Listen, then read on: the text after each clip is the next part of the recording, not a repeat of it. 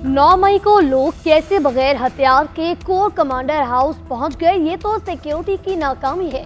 Justice Hasan Azhar Rizvi के civilian के military trial से मुतालिक केस में रिमार्क्स कहा गया। 9 मई के वाकयात में किसी फौजी अफसर के मुलविस होने पर ट्रायल हुआ। जब 9 मई का वाकया हुआ क्या तब मुलजिमों से मजामत की कोशिश की गई।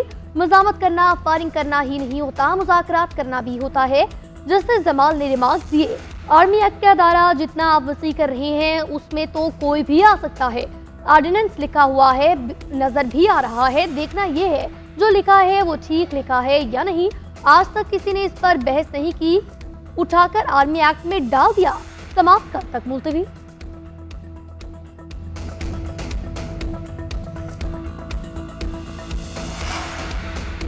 पाकिस्तान के मौशी इस्तेहकाम के लिए चीनी सरमाकारी बहुत अहम है। पाकिस्तान सी पैक के अगले फेज में चीन से मजीद ताउन का ख्वाहा है।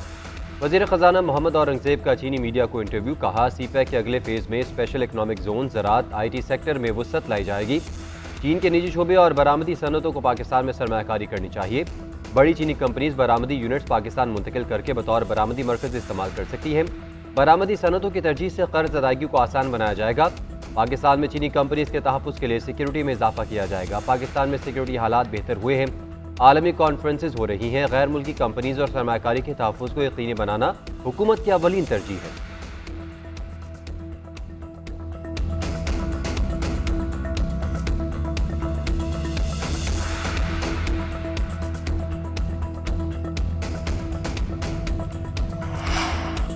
पाकिस्तान बांग्लादेश बिजनेस काउंसिल के क़याम के लिए मुआहदे पर दस्तखत। सदर FCCPI आतिफ इकराम शेख और एडमिनिस्ट्रेटिव फेडरेशन बांग्लादेश चैम्बर ने मुआहदे पर दस्तखत किए।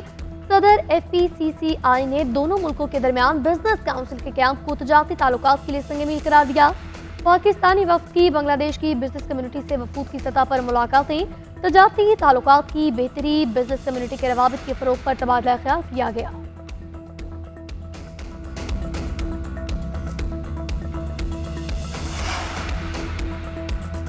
बुशरा बीबी के खिलाफ रेंजर्स एहलकारों को टक्कर मारने के केस की समाअत। इस्लामाबाद की इंसदादी दहशतगर्दी अदालत ने बुशरा बीबी की अबूरी जमानत 7 फरवरी तक मंजूर कर ली। बुशरा बीबी ने जज ताहिर अब्बास से मुकालमा करते हुए कहा, हमारा अदालतों से एतमाद उठ गया है। जज ताहिर अब्बास ने कहा, नहीं ऐसा नहीं है, हर जगह से ट्रस्ट नहीं उठा। जस्टिस सिस्टम जैसा भी चल रहा है अगर ख़त्म हो गया तो सोसाइटी ख़त्म हो जाएगी। बुशरा बीबी ने कहा, बानी PTI और हमारे साथ जो हुआ उसके बाद कानून से यकीन ख़त्म हो गया। मुल्क में कानून है, ना ही इंसाफ।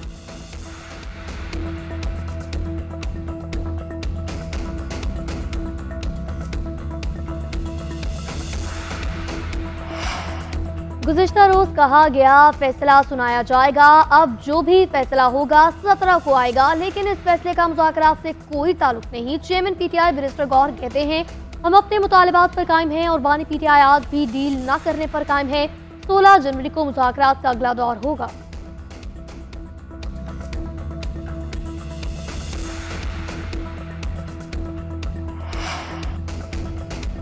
पारा चनार के लिए जरूरी सामान से लदे ट्रकों का दूसरा काफिला रवाना। जिला इंतजामिया के मुताबिक 45 माल बरदार गाड़ियों के जरिए सामान पहुंचाया जाएगा। अशय कुरनोश, अद्वियात, कपड़ों समेत दीगर अशिया शामिल हैं। उधर बंकर्स गिराने का अमल भी जारी है। खारकली और बालिश खेल में कबाली के 4 मोर्चे मिसमार। इंतजामिया ने सिक्योरिटी एहलकारों की मदद से मोर्चों को बारूदी मवाद से उड़ाया। शाम तक 1 दर्जन बंकर्स गिराने का हदफ मुकर्रर है।